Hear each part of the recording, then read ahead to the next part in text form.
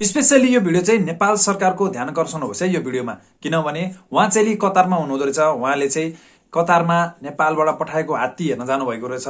तर त्यहाँ उहाँले चाहिँ हात्ती चाहिँ नेपालबाट पठाएको भनेर चाहिँ उहाँले कहीँ पनि नदेखेपछि उहाँले चाहिँ यो भिडियो बनाउनु भएको रहेछ। उहाँ बहिनीको यो भिडियो हेर्नुहोस् है त। हामीहरू चाहिँ हात्ती हेर्न आएको थियौँ होइन। अब नेपाल सरकारले चाहिँ कतार सरकारलाई चाहिँ उपहार स्वरूप दिएको होइन। सम्पूर्ण नेपालीहरूलाई त थाहा छ होइन। धेरैजनाले चाहिँ चिन्ता पनि गर्नु भएको थियो होइन।